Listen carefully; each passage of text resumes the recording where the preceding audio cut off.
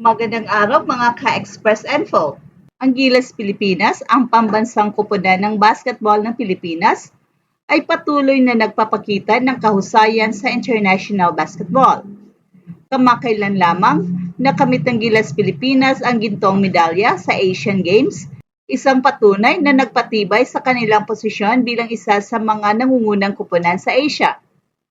Sa kabila ng hindi pagkakaroon ng ilang mga kilalang manlalaro, tulad ni Kai Sotto, nagawang mapatunayan ng Gilas na kaya nilang magtagumpay at mangingibabaw sa continent.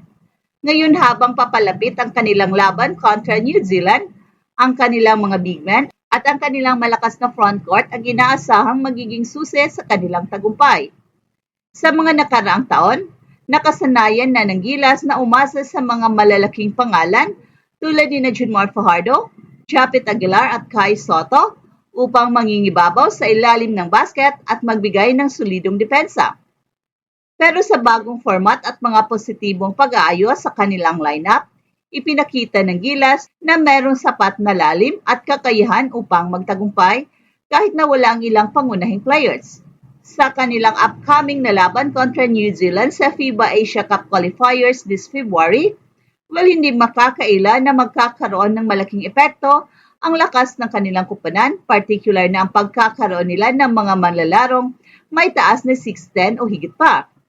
Ang pagkakaroon ng tatlong big men tulad ni Junmar Fajardo, AJ Edo at Quinten Milura Brown o QMB, lahat ay may taas na 6'10" o mas mataas pa ay nagbibigay ng bagong sigla at pag-asa sa Gilas upang magtagumpay laban sa mga malalaking koponan tulad ng New Zealand. Isa sa mga pangunahing aspeto ng paglalaro ng basketball sa international na antas ay ang lakas at taas ng mga manlalaro.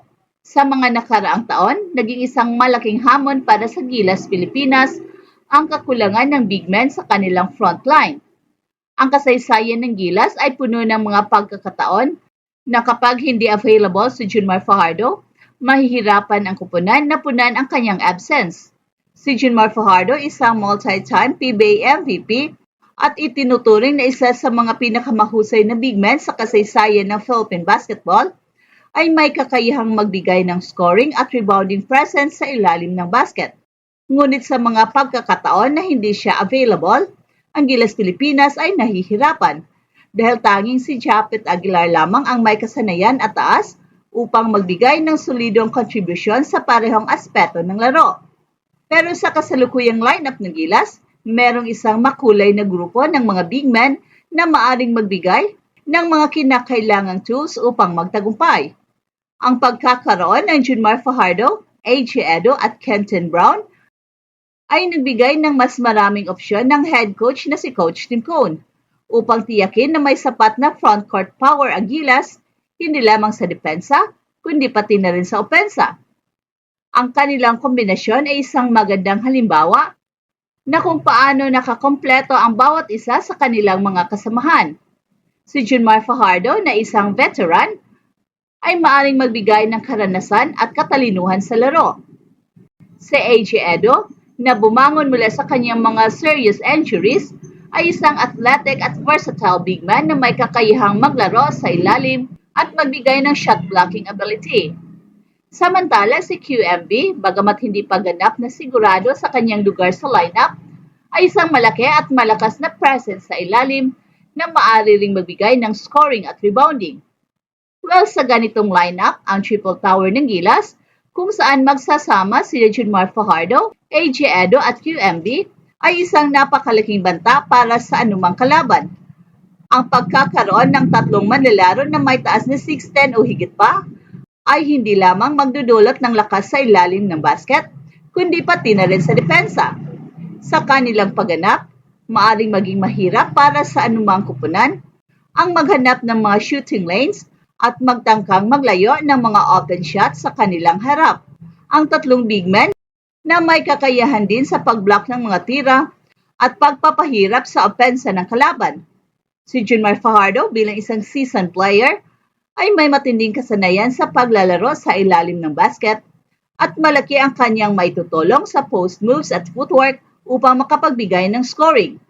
Samantala si AJ Edo na bumalik mula sa kanyang injuries ay kilala sa kanyang athleticism at explosiveness na nagbibigay sa Gilas ng isang mahusay na pagkatalo ng mga malalaking kalaban sa depensa. Si QMB naman, bilang isang bagitong bigman ay patuloy na bumubuo ng kanyang laro at maaring magbigay ng bagong energy sa kupunan. Sa ganitong lineup, hindi lamang ang Gilas Pilipinas ang nagiging mas malakas, kundi pati na rin ang kanilang mentalidad. Ang pagkakaroon ng iba't ibang uri ng bigman na may sariling strength at skill set ay nagbibigay sa kanila ng flexibility sa mga posisyon at strategy na maaaring magamit ng kanilang coach sa laro. Kung ang isang bigman ay nahirapan o maaaring hindi magbigay ng contributions sa isang laban, ang iba ay maaaring mag-step up at magbigay ng kinakailangang support. Sa kabila ng makapangyarihang frontcourt ng Gilas, hindi pa rin tiyak kung makikita natin ang triple tower lineup sa laban kontra New Zealand. Si QMB, bagamat isang promising player, ay hindi pa sigurado sa kanyang posisyon sa lineup. Ang desisyon kung siya ay magiging bahagi ng main rotation ay nakasalalay sa kondisyon ng mga manlalaro at ang pangangailangan ng kupunan sa bawat laro. Gayunpaman, kahit na hindi pumasok si QMB sa team, merong mga versatile bigmen pa rin tulad ni Japet Aguilar at Mason Amos na maaring magbigay ng flexibility sa lineup ng Gilas. At si Japet Aguilar, isang mahusay na defender at may kakayahan ring magtira mula sa labas, ay isang asset sa Gilas sa anumang sitwasyon. Si Mason Amos naman bilang isang bata at promising player, ay maaaring magbigay ng energy at suporta sa frontcourt na isang deadly 3-point shooter. Well, sa kabuuan, ang Gilas ay nasa isang magandang posisyon upang magtagumpay sa kanilang laban kontra New Zealand. Ang kanilang solidong frontcourt ay kinabibilangan ng mga bigmen tulad ni Junmar Fajardo, AJ Edo at possibly si QMB ay magbibigay sa kanila ng kakayahang maglaro sa ilalim ng basket at magbigay ng depensibong lakas na hindi madaling talunin. Ang mga bigmen na ito ay may sapat na kasanayan, taas at lakas upang makipagkompetensya sa mga malalaking kupunan sa Asia. Hey, hey, hey! Attention mga kapatrol! Get ready for an epic giveaway! Once Express Info hits 150k subscribers, one lucky winner will win the incredible Oppo Reno 11F 5G smartphone. Here's how to join. Step 1. Subscribe to Express Info right now. Step 2. Like this video. Then step 3. Comment anything good and positive about our idol Kai Soto. Super easy. Just subscribe, like, and comment.